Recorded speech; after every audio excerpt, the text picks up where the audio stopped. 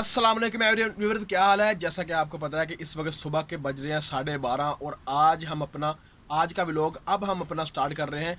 तो ये लेट होने की कुछ वजह जिसकी वजह से व्लॉग स्टार्ट किया। इस वक्त मैं खड़ा हूँ डेरे पर और मैं आया था इतनी दोपहर को पानी लेने के लिए, यानी आज पानी देने के लिए नहीं आया। वो कहता कि मैंने आज नहीं आना, तो इसलिए मैं खुद कैन लेकर पानी लेने आया। और मेरे साथ अब्दुल वहाब भी है और साथ मेरे अब्दुल रहमान भी आया। हम आए पानी लेने के लिए और जब हमने देखा यहाँ बाबा जो है वो फुल एडवेंचर माहौल बनाया हुआ है, कच्चा बच्चा पहना है और कहता है कि मैं भैंस को नहलाने लगा हूँ। आज गर्मी है तो भैंस को नहलाऊंगा। तो चलो थोड़ा सा आपको बाहर का विजिट करवाते हैं, फिर अपना अपना व्लॉग हम आगे जारी रखते हैं। तो भाई साहब ये एडवेंचर माहौल बना है। इस वक्त दोपहर के 12:30 बज रहे हैं और हम डेरे पर ही खड़े हैं। और ये मेरे पीछे देखें अब्दुल रहमान फिर रहा है और बाइक खड़ी है और बाबा जो है वो भैंस को नहलाने लगा है। तो आज का ये पूरा सीन है। व्लॉग लेट स्टार्ट हुआ है लेकिन हम चलेंगे, साथ साथ चलते रहेंगे। अब हम घर चलते हैं। भाई साहब जैसा कि आपको बताया है कि भैंस को नहलाना है। आज जो बाबा जो है भैंस को नहलाने लगे हुए हैं, यानी ये इसलिए है कि भैंस के चर्बी जो है, जिस्म जो है, खाल जो है वो मोटी होती है, इसलिए ये गर्मी ज़्यादा महसूस करती है। और जैसा कि आम नॉर्मल ठंड भी हो तो इसे गर्मी महसूस होती है, क्योंकि इसका वजूद ही ऐसा अल्लाह ने इसके अंदर रखा है कि ये अपनी जो है गर्माइश ज़ाहिर करती रहती है।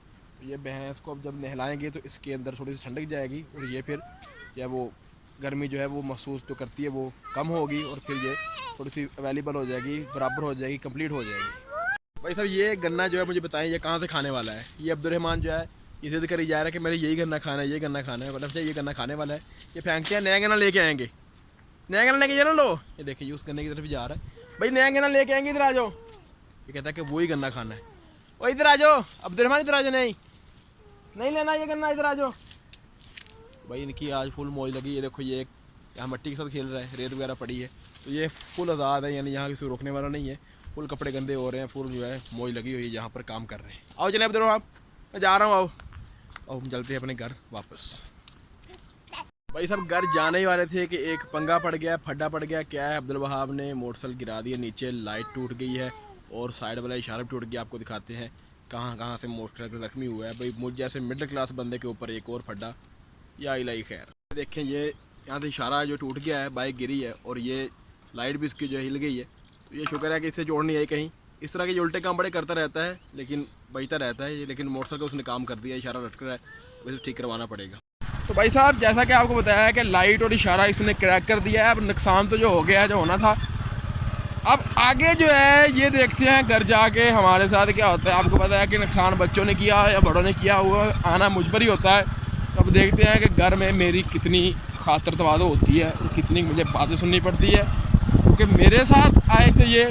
अब इनका कोई काम किया अच्छा हो या बुरा वो मुझ पर ही लगेगा। लेकिन मैं आया था, मेरी भी थोड़ी सी मिस्टेक थी कि मैंने बाइक टेढ़ी खड़ी की थी और ये ऊपर चढ़ गया, इसने नीचे गिरा दी। अब ये घर ना पता चला कि बाइक मैंने टेढ़ी खड़ी की थी, वगरना वो मुझे थोड़ा टेढ़ा कर देंगे।